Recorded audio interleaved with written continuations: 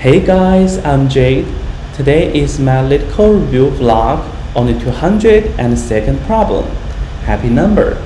We have to write an algorithm to determine if a number n is happy.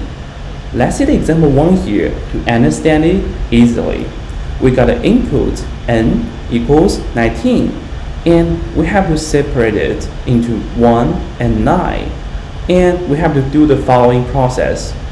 1 squared plus 9 squared equals 82, and we split 8 and 2, and 8 squared plus 2 squared equals 68, and so on, until 1 squared plus 0 squared plus 0 squared equals 1, and that means 19 is a happy number, so our output is true. Then, let's get started with our intuition to solve the problem. The key to solve the problem lies in detecting the cycle in the sequence transformations. If a number is a happy number, the sequence will eventually reach 1. If it's not, the sequence would enter a cycle. So the detection can be efficiently managed using two primary approaches. So the first approach, we can call it hash set. We can create an empty hash set to store numbers that have already appeared. If a number reappears, a cycle has been detected. Next, let's get started with a code to solve the problem. So the first step, we have to create an integer set. And let's call it sim hash set. And we assign a new hash set to it. Then we'll have a while loop to detect until n becomes 1 or n is found in the same hash set, which means we found a loop, so we return false. While n is not equal to 1 and dot symbol sim dot contains n. If so, we have to add it. We have to add n to the sim hash set, or we have to get the next n, which is n equals get next n. But we have to implement the get next method after. And out of the while loop, we have to check if n reaches 1. If so, the number is happy, so we return true. Return n equals 1. Next, we have to implement the get next method. The get next method is a helper method to calculate the next number in a sequence. Private int get next int n. And inside it, the first step, we have to create a total sum variable to help us.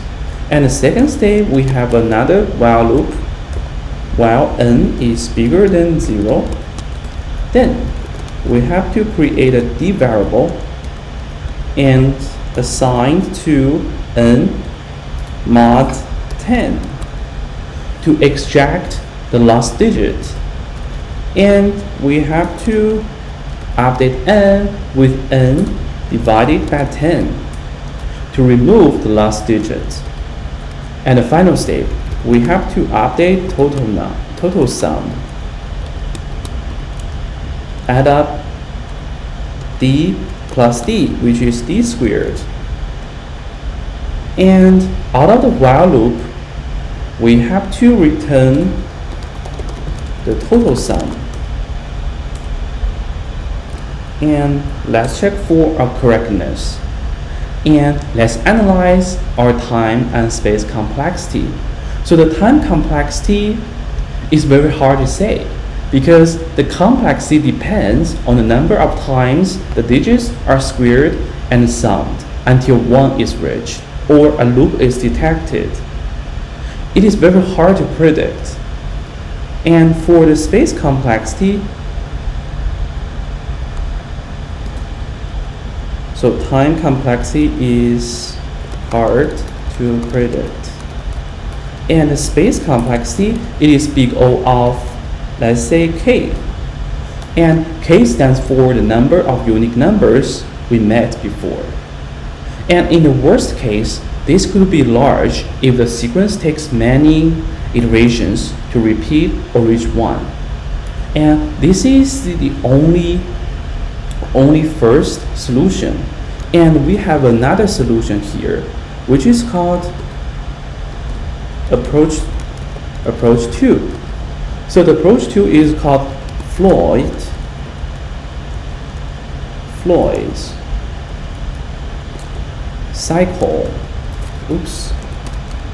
cycle detection algorithm. And the main idea is we have to create 2 pointers to detect cycles within a sequence of iterated values. And we have 2 pointers. The first is called a slower pointer.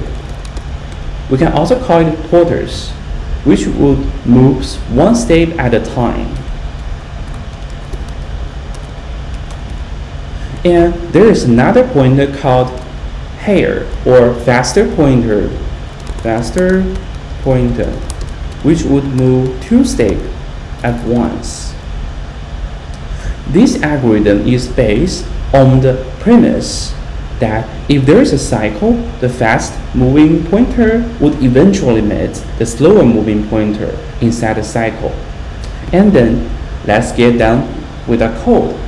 But first, we have to change the name. Let's change it to the is happy version 1, and we have to create another. Let's say is happy here. And the first step, we have to create 2 variables. Let's say slow starting at n, because the slow is a tortoise starting at a starting number. And we have to create a fast pointer. We'll start it at get next.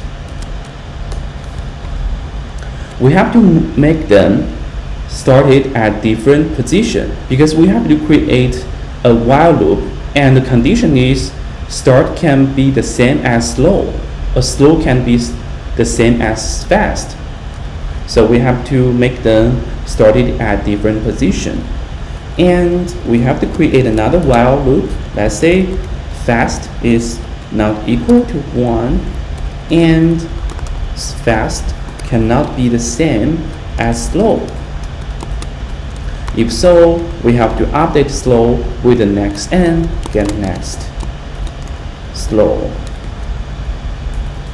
And we also have to update fast with 2 steps forward, which is get next of get next of fast.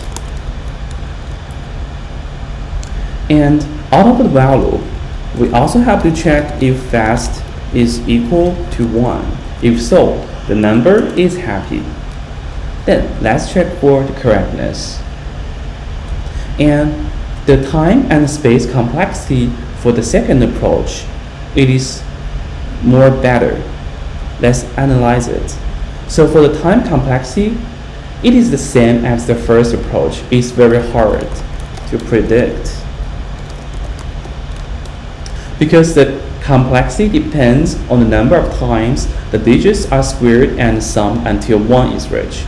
But for the space complexity, we got big O of n of 1. This is because we only use 2 variables, slow and fast, and it is regardless of the length of the sequence. And this is the end of my LeetCode review vlog on this happy number problem. And I really recommend you guys to visit my online GitHub page here.